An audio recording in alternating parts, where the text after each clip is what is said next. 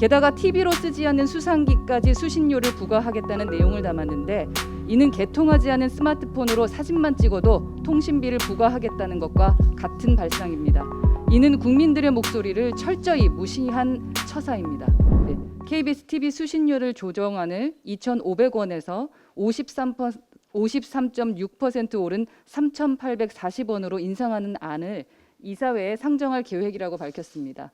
또한 KBS는 물가 인상에 따라 수신료가 사실상 자동 인상되고 또 방송을 안 봐도 TV만 있으면 무조건 수신료를 내도록 법 개정을 추진 중인 것으로 확인되었습니다. 이는 국민들의 목소리를 철저히 무시한 처사입니다. KBS는 수신료 조정안에서 수신료 물가 연동제의 도입을 제안하며 물가 인상률 등을 반영해서 수신료가 정기적으로 조정되도록 법제화가 필요하다고 밝혔습니다. 지난 10년간 물가는 계속해서 올라왔으니 국민 납부 의사와는 무관하게 수신료를 계속 인상하겠다는 뜻이나 다름없습니다. 게다가 TV로 쓰지 않는 수상기까지 수신료를 부과하겠다는 내용을 담았는데 이는 개통하지 않은 스마트폰으로 사진만 찍어도 통신비를 부과하겠다는 것과 같은 발상입니다.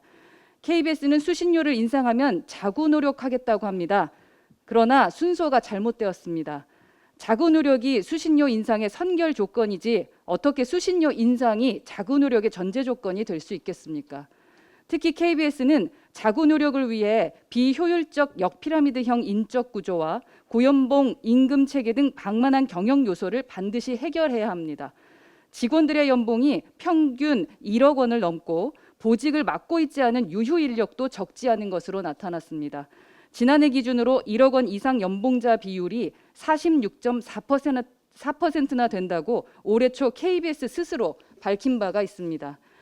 이와 반대로 일본의 공영방송인 NHK는 수신료를 2012년 7%, 2020년에는 2.5% 인하하였고 2023년도에는 경비와 추가 투자를 줄이는 등 10%가량 낮추기로 했습니다. 인력도 관리직 30%를 감원하는 계획을 내놓은 바가 있습니다. 방송 환경과 주변 상황을 타국인 일본과 비교할 수는 없습니다. 하지만 방만 경영을 해결하려고 하는 자구 노력은 돋보입니다. KBS가 추진하는 수신료 자동 인상제에다가 여권이 추진하는 이사 시민단체 추천제까지 도입될 경우 공영방송이 국민의 눈치를 볼 일은 더더욱 없어질 것이고요. KBS는 특정 정치 세력이 사유화하게 될 것입니다. 또한 지금까지 보여준 민주당의 독단적인 국회 운영을 고려할 때 KBS 수신료 인상은 어려운 일도 아닐 것입니다. 여당은 공영방송의 권력을 사유화하려는 욕심을 버리고 KBS는 정권의 나팔수가 아닌 진정한 국민의 방송으로 거듭날 것을 촉구합니다.